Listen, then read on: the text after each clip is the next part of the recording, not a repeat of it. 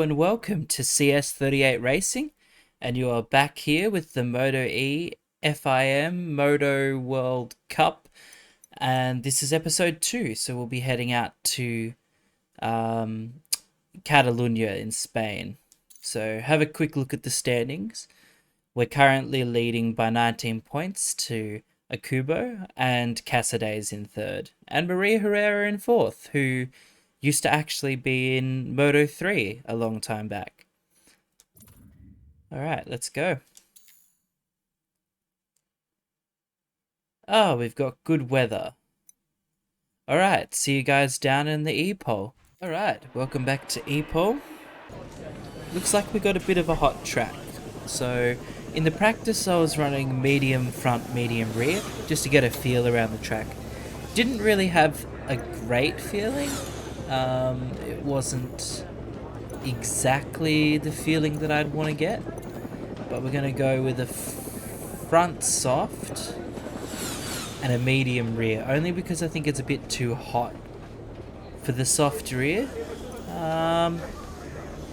45, oh, but it is one lap. Okay, we'll try the softs and see how it goes. Alright, let's go out for our E-pole lap. Hoping to get into the top 10. Not feeling too great with the Moto-E bike here, but we just have to see how it goes. Particularly this section was always something that I struggled with in the practice, because these bikes are quite heavy. They're about roughly 260 kilos. Which is roughly about 100 kilos more than the MotoGP bikes, so they're heavy boys.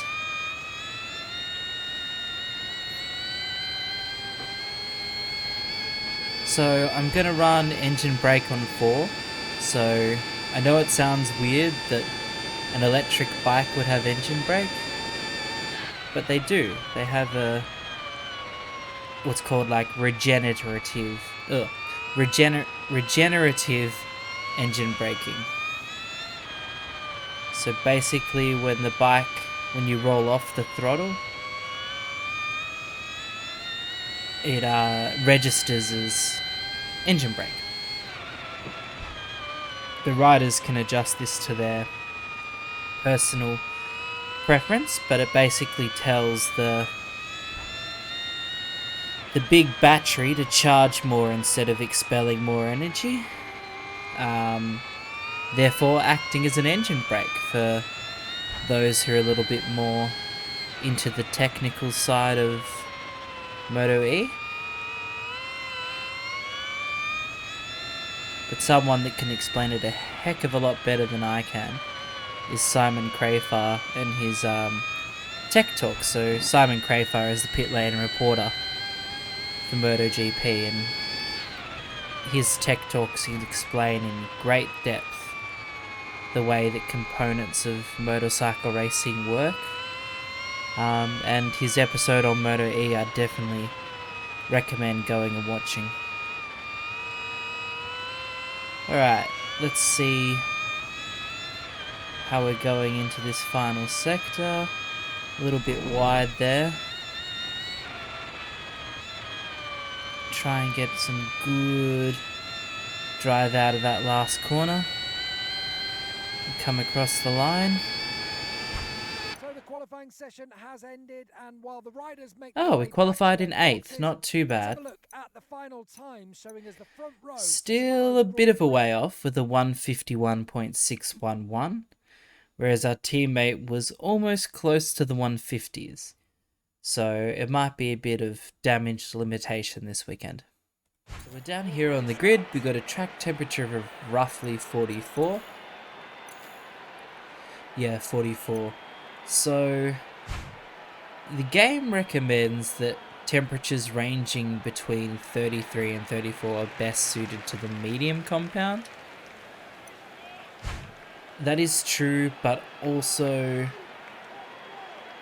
Catalunya itself, the circuit is really hard on tyres, so I think I'm going to go with a medium front and a hard rear, just to get that little bit extra grip towards the end of the race, and because it's a bit hotter.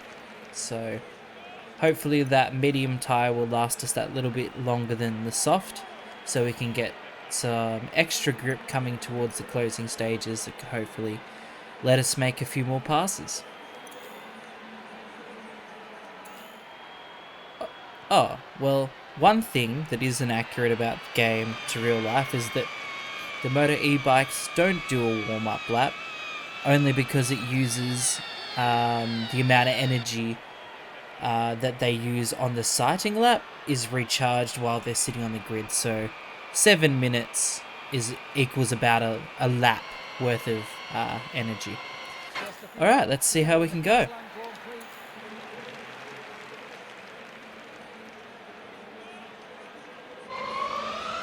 It's also why these machines don't rev at the start, because they have torque from 0 RPM. So they're very quick off the start.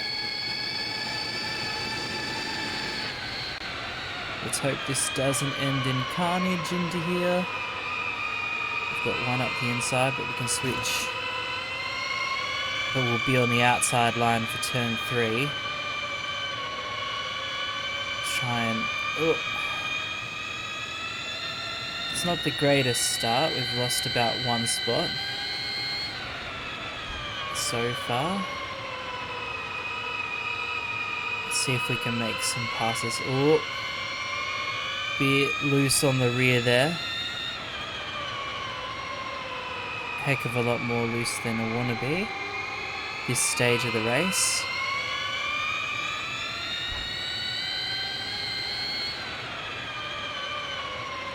We're going to make a move on the outside. Whoop. Whoop. Bit of bumping and barging there.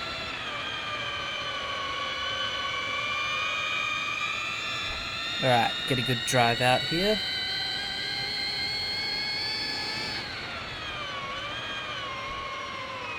Jump on the brakes, try and grab a close line to the curb. Try and stay nice and smooth on the power through this section. You don't want the rear stepping out on you. See if we can catch up to Herrera in front of us here.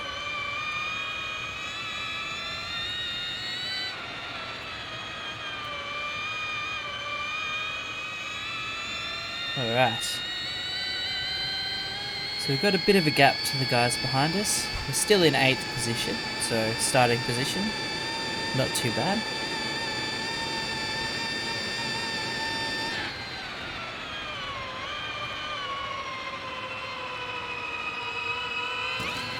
Well, we managed to try and make a move on Herrera there. It wasn't for lack of trying, we certainly had a look.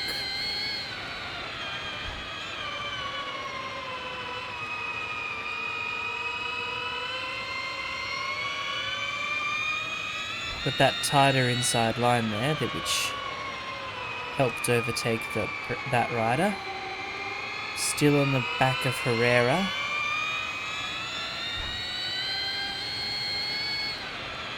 Oh, that's not good to be on the outside there. Got caught on the outside.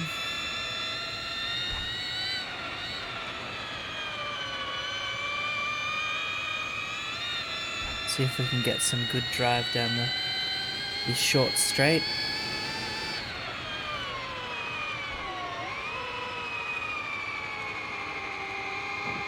Gonna dive to the inside here, see if we can get some better drive. With the rears slipping around there. So you want to be careful not to cause a massive high side.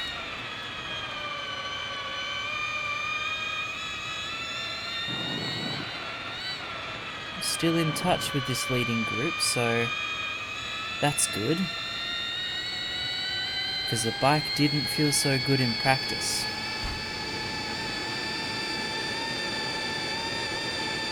In the slipstream here, on the outside, can we outbrake? Do a bit like a top rack, brake around the outside. Now we've got the inside line for the next corner.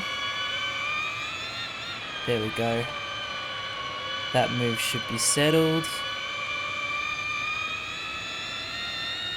Okay. Now let's see if we can get to the top 5.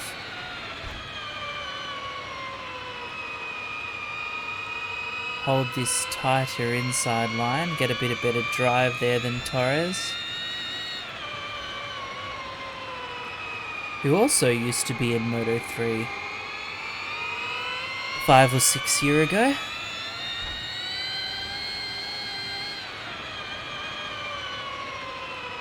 The AI brake a heck of a lot earlier there than I do,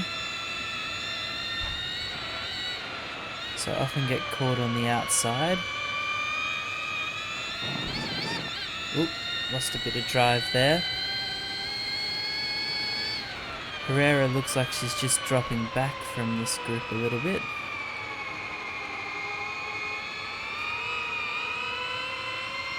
This section I don't feel very... Oh, track warning there.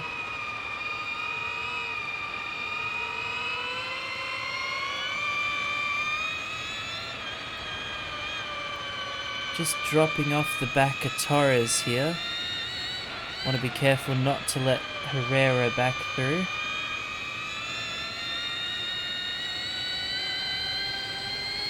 Alright, see if we can get some slipstream here from Torres. Onto the final lap. We pull out of the slipstream, outbrake Torres. Ooh. Ooh, almost lost the rear there, which lost the drive, which let Torres back through. But I have got the inside line for turn 3 here. Just lost drive as the rear twitched a little. We've got the inside line again for turn 4.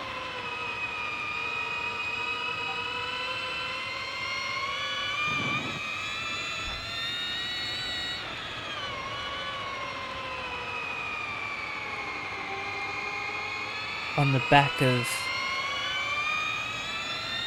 Granado here. Oh, we dived just a bit deep. But we managed to pull it up. Oh, we could be on for a podium. We got through on Zaccone. Okay, that was better than expected.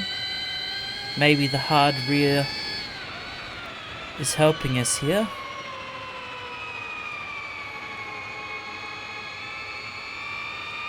Whereas the other riders might have gone for the softer rear option. Might be suffering a bit here.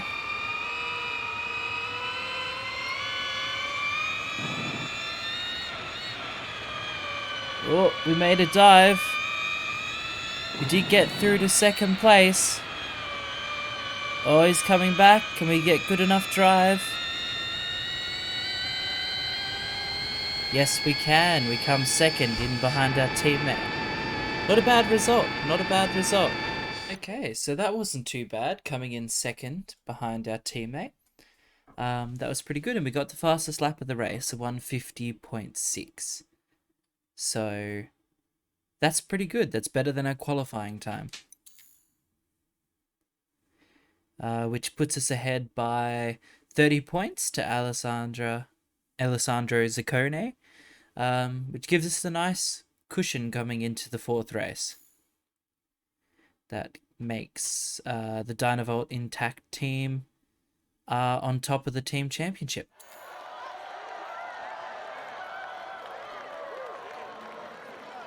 Alright, we celebrate here in Catalunya with the 2nd place. Not bad.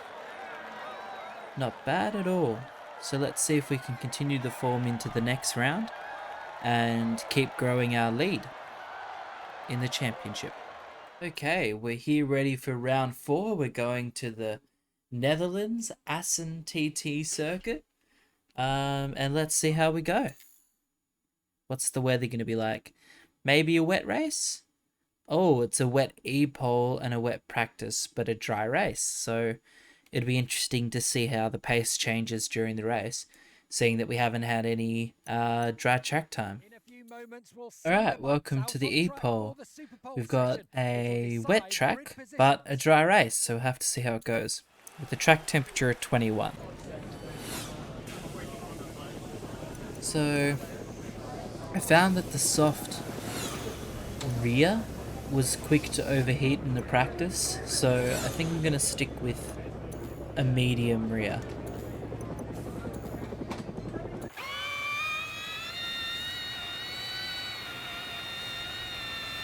Alright, let's see how we can go. I'm not entirely confident we'll get a great time, but we'll have to see how we go.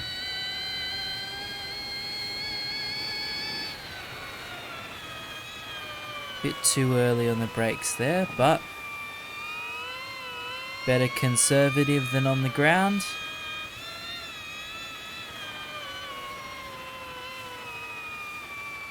In the free practice, it was really hard. The bike just wanted, just like that, to keep falling all the time. I literally have to putt around here, because as soon as you put the power on, it squirms. Put it down to power mode 2.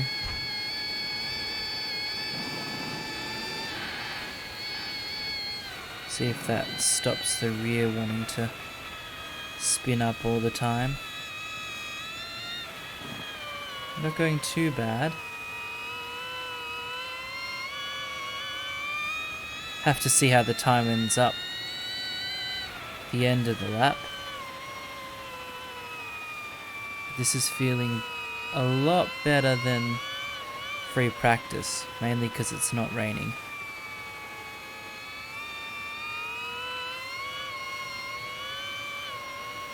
Oh, it's sections like that. The rear would just want to spin out a little bit, and then it would grip, and then down we go.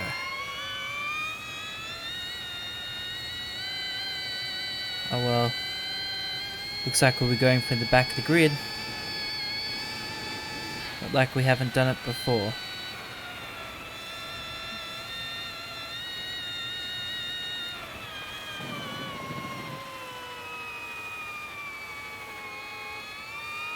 We at least set a time.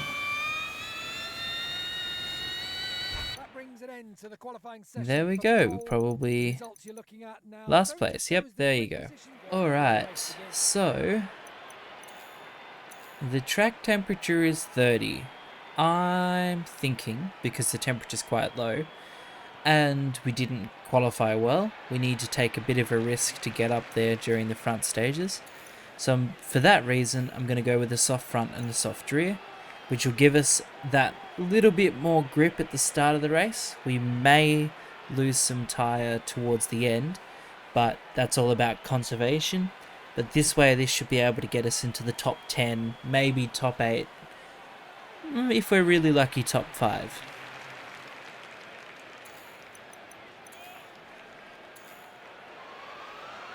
Just a few moments to go until the call. An interesting fact about the tyre manufacturer, which is Michelin, the same manufacturer as is for MotoGP, the rear tyre, whoop, that wasn't too bad actually, that paid off for us a bit there. Be interesting to see how we all go, because none of the practices were dry, so have to see the difference in feeling now that it's dry. And interestingly, the game has still registered that it's wet, and I still have a wet leathers on, which is kind of strange. Oh, a few riders still have it on. We're a bit wide there. Oh, oh, a little bit of a collision. It's just mucked up our rhythm a little bit there.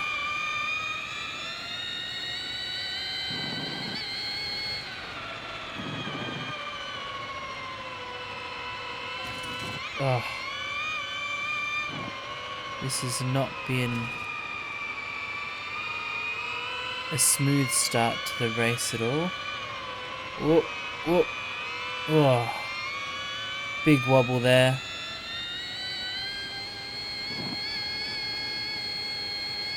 Which isn't what you want. Yeah, but the rear tyre is made up of roughly 40% renewable materials. So some of that's made from reused tyres and other bits and pieces of organic material like orange peel, lemon peel. Which is really interesting, thinking about how tyres can be made moving into the future and looking at zero emissions and reducing the impact. And I think the front tyre is made up of roughly 33% renewable material. And of course the batteries, the big battery banks that they connect up to, are now powered by solar. So, you know, creating eco-friendly racing and quite an entertaining addition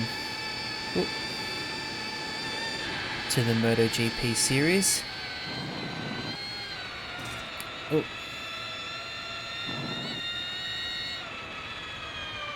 Having a good battle here with Herrera at least. But we really need to get a move on here to get into the points.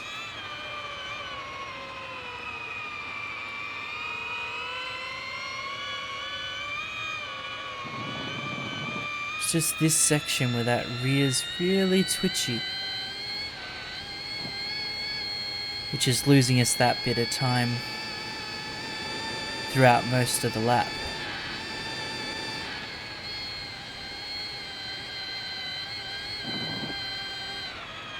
As we come up on Fermin-Aldeguer, the Spanish wonder. He races in Moto-E and the European Moto2 World Championship and has been racing in wildcard in the World Moto2 Championship with Speed Up,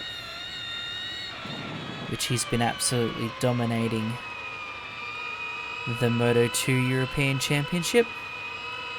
So he's a young rider to keep an eye on. He's only 16 years old. So pretty phenomenal level of talent. Spin up the rear there. Really need to get past Aldeguer to at least break into the points.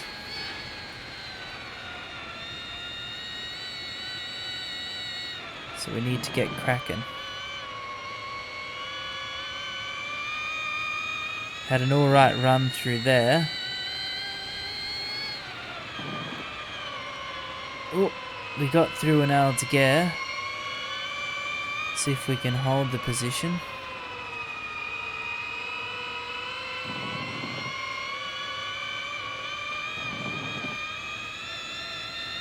Alright. That wasn't too bad. Got through in the slipstream there. And Carter loose. Oh, we have a crash in front of us there. Oh. Sorry, but we've got a bit of better drive there. We might be able to challenge for the top 10 in this final lap. Got that rider stuck on our rear. Got Cassidy in front of us.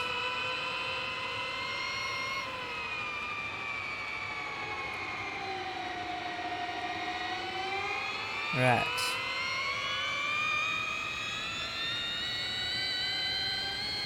We've got the fastest lap of the race currently.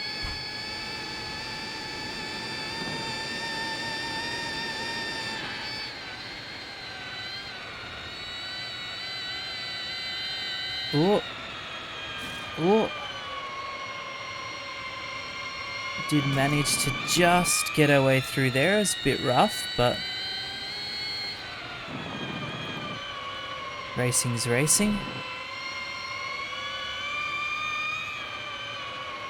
Might be able to make our way through. We are. Oh, oh. Oh, it's getting close there with Cassidy. Got a better run through this back straight and was able to pass a little bit on the slipstream to claim 9th on the last lap. Not bad.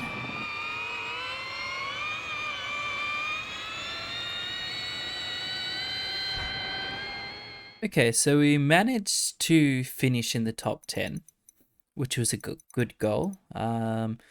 So hopefully we haven't lost too many points, but we did have a pretty good gap between us and the person in second. Okay, so we've 17 points ahead of our teammate Agurta. Oh, look at that. We got 77 points and our teammate's number is 77. There you go. That's pretty cool. All right. So we're still leading the team championship. So that overall is a positive. All right. So next race will be at Austria. So thank you guys for watching. Like and subscribe for more content. Don't forget to go check out CS38 Design Challenge series that's recently put out the 60th anniversary of the R series. So thank you guys. Stay safe. Like and subscribe. See you next time.